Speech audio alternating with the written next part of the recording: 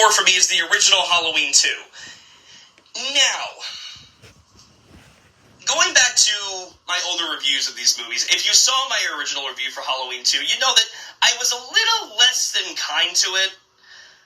And looking back on it, while I still feel some of my arguments do hold up, I will admit about half that review was very nitpicky on my part. So, you know what, let's just get my negatives out of the way first. I still think the soap opera twist of Laurie being Michael's sister was unnecessary, but honestly, the film in the number 3 spot ultimately makes me forgive this.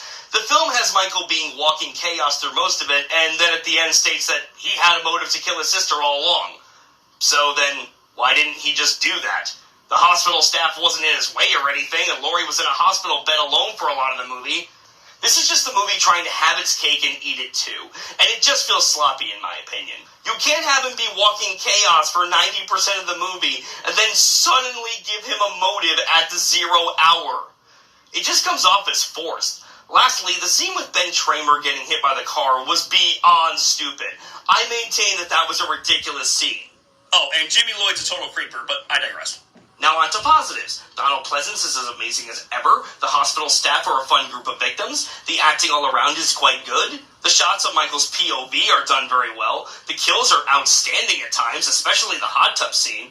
And it does work as a solid companion piece to the first film. More so than the new one, in my opinion. Why? One word. Atmosphere.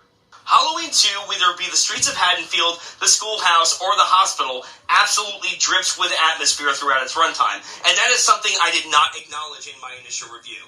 I mean, there are people who consider this the best one, and while I obviously disagree, I can acknowledge Halloween 2 as a solid and worthy sequel, despite its shortcomings. Halloween 2. More of the night he came home. Coming in at number 3 for me is the film that I consider the most fun entry in this franchise, Halloween H2O. This was the very first Halloween film I saw in theaters. I have very fond memories of it. It was the film that made me love Michael Myers and Jamie Lee Curtis. And before I go off to talking about how much I love this film, I'm just going to go off on a small tangent because I'm pretty sure the comment section is about to get ugly. Yes, I like this film more than Halloween 2018. Halloween 2018 is literally an updated version of this, not done as well, and I will die on that hill. Jamie Lee Curtis's return to the franchise, check. Laurie hiding out, check. Laurie being traumatized by memories of Michael, check. Laurie's child thinking she's nuts, check. Laurie having a final epic showdown with Michael, check. References galore to the previous films, check. Again, I do like that film, but this film not only did all of that stuff first, it did it better.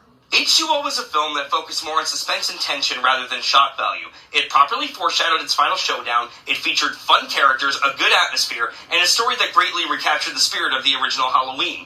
Here we see Laurie in hiding under the name Carrie Tate, as the headmistress of a California school and the mother of John Tate, played by Josh Hartnett. It picks up 20 years after Halloween 2, ignores every other sequel after Halloween 2, and given where the series was heading with parts 5 and 6, I am eternally grateful that they did this. We see Laurie as a paranoid alcoholic, protective of her son, and fearing that Michael will one day come back, as his body was never found. I'm still curious how he survived an inferno, but, we'll give him a little leeway. Michael obviously comes back, and John and his friends are now in the chopping block for Michael, with Laurie as their last hope for survival. Laurie must now confront the monster that is her brother to save her son and end Michael for good. It was so great to see this character back in such a fun and interesting way. This is by far her best performance in the entire series, and she just owns every scene she's in, whether it's a scary scene, an emotional scene, or an action scene. The references to the original films are all done well. They even brought the character Marion Chambers back for the opening of the film, and it really set the tone nicely. The other characters greatly resemble the characters in the original film, and all do well with the material they're given. And the final showdown is just epic. Everything about the last 20 to 30 minutes of this movie is pretty much perfect. Now, there are a couple problems. The mask often changes throughout the film. I don't know why this was. I know that there was some behind-the-scenes crap involving the mask or whatever. I don't know what the whole deal was on that. I've never really paid attention to that story. But in one instance, the mask is actually CGI, and it looks horrendous. There's also a subplot with LL Cool J being an aspiring writer, which gave him more of a character, but was played for laughs and just wasn't that funny. I feel like this movie has gone underappreciated, And maybe that's Resurrection's fault for, ruining everything that this film tried to accomplish. However, I don't think that that's really fair to put on this film. Regardless of the dumpster fire that came after, Halloween H2O is a more than worthy sequel, and is where the franchise should have ended. It should have stopped here, and we would have all been more than content.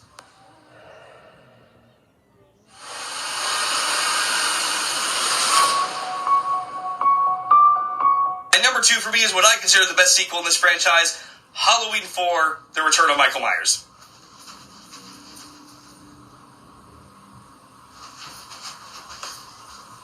I love this movie. The film focuses on Jamie Lloyd, the daughter of Laurie Strode, who is tormented at the very thought of her uncle coming to kill her. When Michael escapes after 10 years in a coma, Dr. Loomis heads to Haddonfield to stop Michael's mayhem. Let me just get the one negative that everyone loves to shove in my face with this movie. Let me just get it out of the way. The mask. Yes.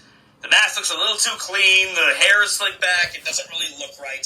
But on the plus side, what I do like about this mask, and what I think that a lot of people really overlook, is the fact that because it's so clean, because it's so white, Michael's eyes are entirely shrouded in darkness. You never see Michael's eyes in this film, which highly strengthens what Loomis said about Michael's eyes in the original film, that he had the blackest eyes, the devil's eyes. So, honestly, the mask doesn't bother me. Now that that's out of the way, where to even begin with how much I love this movie? From the very first frame, it oozes with atmosphere and never lets up. The opening sequence is one of my favorites in the series and really sets the Halloween tone. The characters are all great, with above-average acting for a Halloween sequel. Danielle Harris, at such a young age, gave a wonderful performance as Jamie Lloyd. She was perfect, and it still kind of sickens me how Halloween 5 wasted her potential. Donald Pleasance, Bo Starr, and Ellie Cornell are all great as well. This actually has my favorite Donald Pleasance performance of the series. The movie does something interesting with these characters, as most of them are stuck together for a chunk of the movie inside a house, and yet some don't even like each other. However, while they're in the house hiding from Michael, their petty shit doesn't matter. They are all brought together by one simple truth. They are scared. That, to me, is much more interesting than a hospital staff being sliced and diced or any dumb mask maker. It does things with the characters you wouldn't expect, especially in regards to the ending, which almost had me shitting myself the first time I saw it. The story is darker, the kills are memorable, and it throws away pointless gore in favor of actually being tense and suspenseful. Like the original did. I used to have to defend this movie to no end. So many fans hate this movie just because it didn't continue the anthology route that Halloween 3 established. But just because it's not what you wanted doesn't mean it isn't good. Thankfully, this movie has grown a massive following over the years, and I couldn't be happier.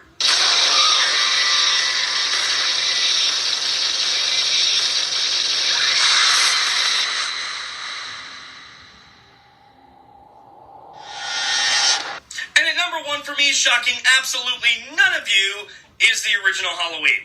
This is one case where you simply can't beat the original. The story of escaped mental patient Michael Myers, who returns to his hometown of Haddonfield to wreak havoc on a few unsuspecting babysitters. Halloween remains a classic to this day and one of my favorite horror films to date. For a movie made on such a small budget and with so many obstacles working against it, for Carpenter and his team to come out with such a monumental hit is just extraordinary. It's simplistic but effective. It doesn't need to resort to any cheap jump scares or pointless gore.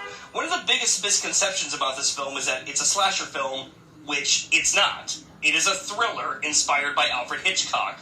Whether it is the opening shot of the killer's POV, the shot of Michael through the window, the reveal of the face out of darkness, this movie focuses more on genuine suspense than it does anything slice and dice related. Laurie Strode represents one of the best heroines in horror history. She feels like a normal person stuck in a horrific situation.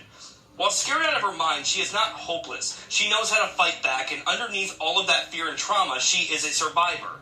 She remains a standard when it comes to heroines in horror. Donald Pleasance, I can't praise enough. His whole performance was perfect, and this was a character he loved playing. He's like a modern Dave Van Helsing, and it's great. Now, a lot of people like to make the argument that this film, because it's so old, it doesn't really hold up anymore and it's not scary. But to me, the only thing that doesn't hold up anymore in this film is the dialogue. And the reason the dialogue doesn't hold up is because it's 70s dialogue. It's how teenagers talk to each other in the 70s. So obviously it's going to be dated.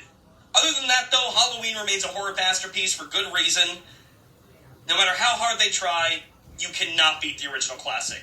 So how would you rank this series? Please let me know in the comments below, and please subscribe if you want to see more.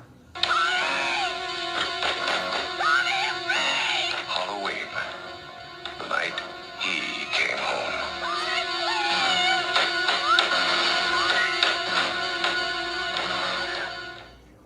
So guys, that was my reaction to FilmMasterAdams' ranking of all the Halloween films. I really like his Halloween reviews. I think his Halloween reviews are good, and I think that this ranking is awesome. So, yeah, so please be sure to comment down below, subscribe, hit the like button, press the notification bell to be notified about future videos, and I will see you all next time. Bye.